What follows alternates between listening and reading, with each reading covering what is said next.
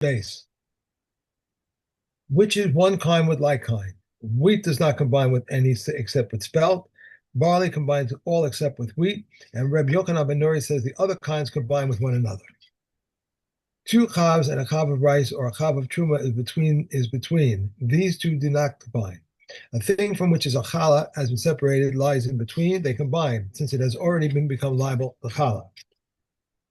If a new chav and an old chav bit one another, Rabbi Ishmael says, let him take from the middle, but the comment forbid it. If one takes challah from a chav, Rabbi Akiva says it is challah, but the sages say it is not challah. Okay. Okay. So the follow-on from Mishnah Dalet is see the flip side of the psak. So we just saw that Rabbi Akiva holds that even if you took challah from an amount less than the required minimum, it's still considered challah. Okay. Now, what happens if you did that twice? So the shnei kavin, there were two batches of dough. Each one was a kav, and shenitla chalasa shel zeh bifnei atzma v'shel zeh bifnei atzma. And each one individually had its dough taken, Right. had its challah taken from it separately. And then chazar v'asan isa achas, and then he lumps the two piles of dough together. So now, everything depends on what your view is of the original challah. So as we saw from the previous Mishnah, Rabbi Akiva is going to say it's pater. You already took challah from each dough, so there's nothing else to do. Right. Chamim mechayvin, and the Chachamim say no, no, no, no. This was not challah before. It was a completely meaningless act before, but now you've got a batch of dough that's too kav. It requires challah. And now you have to take challah from them. So nimtza chumro kulo, and it turns out that the one who was makil in the previous situation has to be machmir here, and vice versa. Okay, so that if you're consistent with your view, it's not like your view is inherently machmir or makil. It depends. It depends on the circumstances whether your view is going to turn out to be makil or machmir. Right. Okay.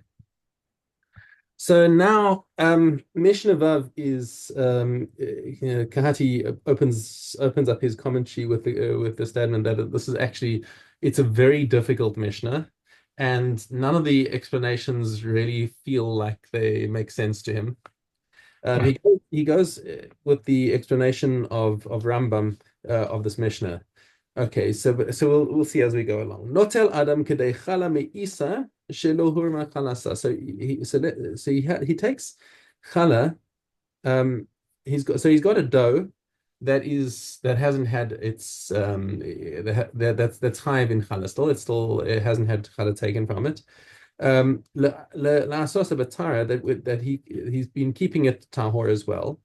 Lios mafresh aleh v'holech chalas demai. But let's say so the way that Rambam explains it is that he goes into the shuk and he's regularly buying bread from a particular baker because let's say it's the only baker in town, but he doesn't have a level of confidence that the baker has been taking challah. Okay. So now he brings it home, and what he's got is chalas demai. He's got lechem demai, and he's not sure whether Right. that has been taken or not. And now he wants to separate challah from this dough, but batara. But now, normally we said that with challah, you're not allowed to separate from the tahor for the tameh, because Right. of the danger that you're going to put them together, because there has to be minam mukaf there, and then you're going to be matame your tahor dough. But when it comes to demai, we're going to be makil. Okay, because it's a safek whether it really is challah or not. What we do is we say, okay, so in this particular case, you're allowed to do it, and the Mishnah is going to spell out the reasons why. And he can keep this in storage. He can keep this dough in storage for every day that he's going to the same baker and buying bread, and keep separating more challah to exempt the more of this bread. Why can he do it?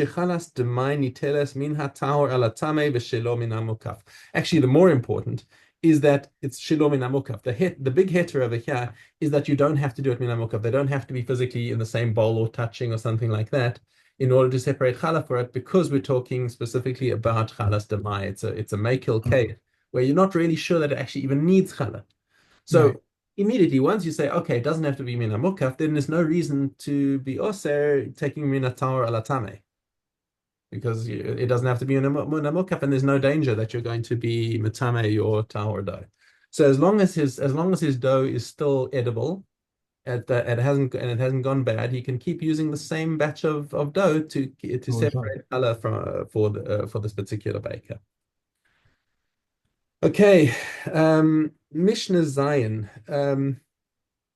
So Syria is not from the original boundaries of Eretz Yisrael. It was part of it was conquered by David HaMelech, and but it certainly wasn't conquered by the Ole Bavel. Yeah. And Right. it was so there's but nonetheless we have certain chumras about Syria because it's adjacent to Eretz Yisrael. We saw this with Shemitah, and we saw it with Chumas and Masros, and now we're going to see it with Challah as well. But it's interesting. This Mishnah takes it from the starts out with the context of a Jew who was working as a sharecropper, an aris. Okay, so he went to Syria to get a job as a sharecropper, which means that he's working the land, and he shares the crop with the landowner. And the landowner is a non-Jew. Yeah. He's an aris to goyim in Syria. Okay, now Rabbi Eliezer is mechayev perosehim b'masros u'b'shvius. Now he's machmir over here on this sharecropper. Why? Because he holds that the kedusha of Eretz Yisrael is also in Syria, and now he's placing a knas basically on the sharecropper. He's saying you should not have you should not be working for this non-Jew over here. You should and now because you're doing that, I'm going to make you have to take trumas and masters from your crop, even though the land is owned by a non-Jew. Rabban Gamliel Poter, and he says no. It's not Eretz Yisrael. There's no problem with working for a guy in Chutz La'aretz. So just take your crops, and there's no. It's like any other crops that's grown in Chutz La'aretz. There's no trumas and masros. Okay, so here Rabban Gamliel is more makil. Now comes another point of halacha which we're going to juxtapose because it's again Rabban Gamliel versus Rabbi Eliezer. But in this case, Rabban Gamliel is going to be machmir. And what is the situation over here? Rabban Gamliel omer shtei chalos besuria, v'Rabbi Eliezer omer chala achas. Says there are two batches of challah that you have to take in Chutz La'aretz. Okay, why do you have to take two? And specifically in Syria, because first of all, being that it's got a shtickle of the kedusha of Eretz Yisrael, you need to take challah, Yeah. okay, and give something to the kohanim. But on the other hand, because it's a shtickle chutz la'aretz, it's also tameh. All of Eretz Yisrael is tameh, so you're going to have all of chutz la'aretz is tameh. So now you're going to have to take this dough and burn it. So why does he say two? Okay, because specifically Syria is falling in between these two stools. One, you have to take the actual challah has got to be burned because it's tameh, but you don't want to forget that you've got to give a kohen a gift. So now you take a second batch of challah to give to the kohen to be, which isn't the real challah, but it's just a zeicher that you've got to keep giving to the kohen. Rabbi Eliezer says, "What are you doing? This is basically got the kedusha of Eretz Yisrael. There's no need to burn anything. Just take the challah and give it to the kohen." What if there's no kohen around? What does he do with that challah then? You Okay. burn it? Okay, so a separate question. You probably need to either find a coin or let it go off or something like that, but you can't destroy it Right. because it's truma tahora. Right. You can't just burn it for stump. If he doesn't find a kohen, can he give it to a Levi next then? No. Not at all, because only a coin is allowed to eat challah. truma. Right. Same as truma. Challah and truma are basically the same once it's been taken. We saw there was a Mishna that said that asur l'zarim. And it's asur l'zarim b'misa b'dei shamayim. Okay, so you cannot give that to a Levi. Okay, so here we had a situation where they because again you have a principle that Rabban Gamliel and Rabbi Eliezer are disagreeing on, and sometimes the principle turns out to be a kula, and sometimes it turns out to be a chumrah. Very much like we saw earlier with Rabbi Akiva and Chachamim with Challah. So then the Mishnah tells us. Achazu kula shel Rabban Gamliel v'kula shel Rabbi Eliezer. So the people who heard these halachas said, "Oh, okay, well let's take Rabban Gamliel's kula when it comes to trumas and maasros, but let's take Rabbi Eliezer's kula when it comes to challah." And the Chachamim said, "Yeah, you can't do that. If you this is on a principle. It's on one principle. What this is it's a target to satri. If you over here either hold like one or hold like the other." So chazru linhog k'divrei Rabban Gamliel b'shtei drachim, and they said, okay, well, the fact is we're going to hold by the principle of Rabban Gamliel. Surya is chutz laaretz, and therefore being that it's chutz laaretz, we have to treat it with both the kulas and the chumras of chutz laaretz. Okay. All right. Let me actually we will be I will be finished with this by when you come back. So where we go from here? Oh, after challah, yes. So after challah is orla. Orla. Okay. Okay, got it. Good. Okay, put this over here. My bookmark. Okay. On to here we go. Maestros. No, challah alaf ches. Maestro Shani, I forgot. Wait, challah alaf ches. Eliezer, can you hear me? Yeah, Olive Test. Alaf ches, yeah. Why did I do this? Okay, you're in the wrong mistake. I'm in a second. It's right here. It's right here. Olive Test. Okay. Dough for dogs. If shepherds eat of it, it is liable to challah, and if it may serve for erev, and he may serve it for shituf, and he may recite the blessing over it, and one recites the zimun over it. It may be made on a festival, and one fulfills one's duty with it on the Pesach. If shepherds do not eat of it, it is not liable to challah, and it may not serve for erev, and it may not serve for shituf. One does not recite the blessing over it, and one does not recite the zimun over it. It may not be made on a festival, and one does not fulfill one's duty with it on a Pesach, and in either case, it is susceptible to food uncleanliness. Excuse me. Challah and truma carry the penalties of death, and the additional fifth are forbidden to non-priests, are property of the priest, and are neutralized at 101. Require the washing of hands and sunset, and may not be separated from the clean for the unclean, and only from that which is nearby and from finished products. If one says, let all my flesh and floor be truma and all my dough challah, he has said nothing, unless he leaves part of it. Produce from outside the land which entered the land is liable to challah, and if it went there from here, and Rabbi Eliezer obligates, and Rabbi Kiva exempts. Okay. Yeah. Excuse me.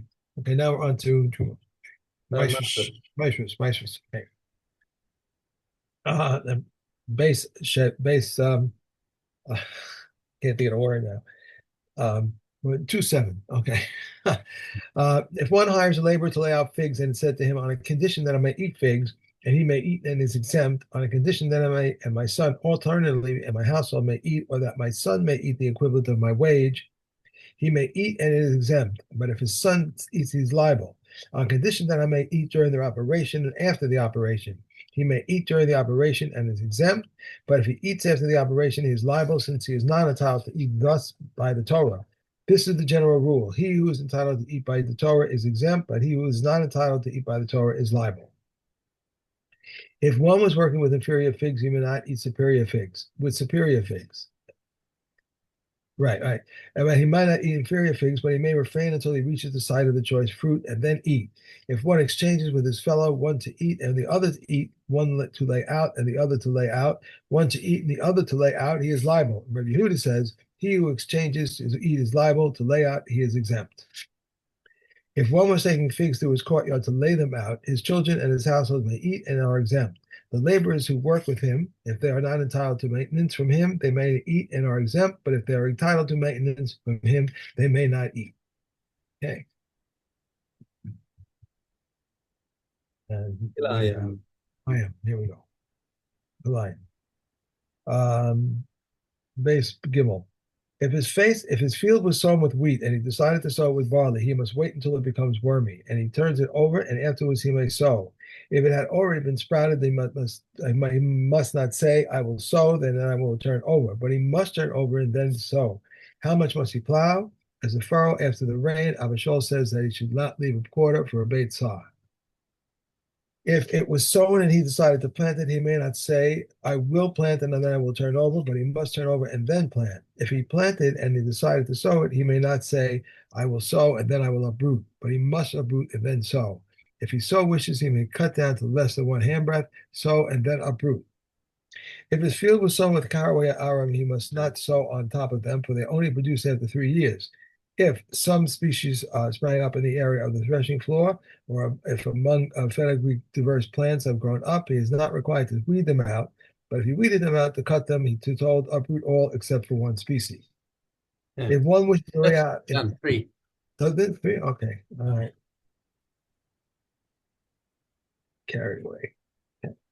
And we have Nagayim. Okay, Nagayim. We have Yudkes Hey. If someone builds a Tahor building using stones from a Klein house and then Nega returns to the house, he must remove the stones.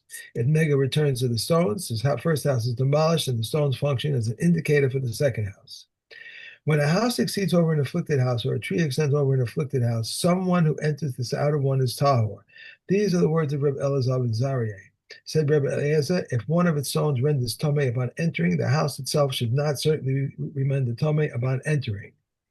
If if someone's Tameh is standing under a tree and someone Tahor passes underneath the tree, the Tahor person becomes Tameh.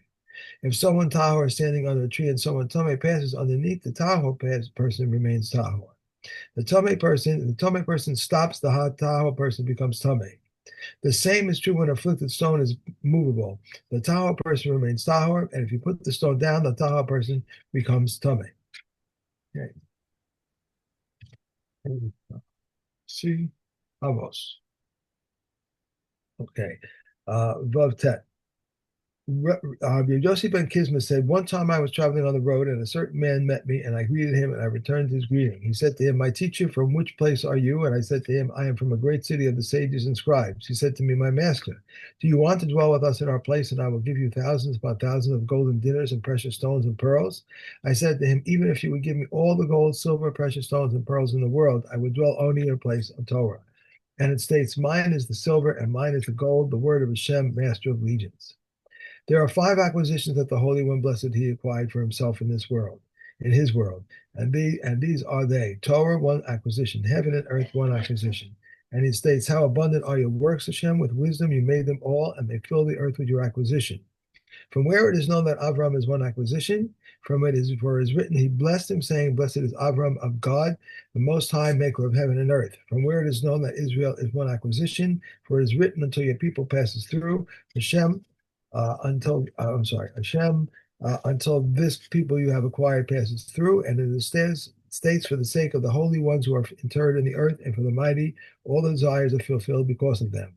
From where it is known that the temple is 1 acquisition, for it is written, the foundation of your dwelling place that you, Hashem, have made, the sanctuary, my Lord, that your hand established, and it states that He brought them to His sacred boundary, this mountain and all His right hand acquired.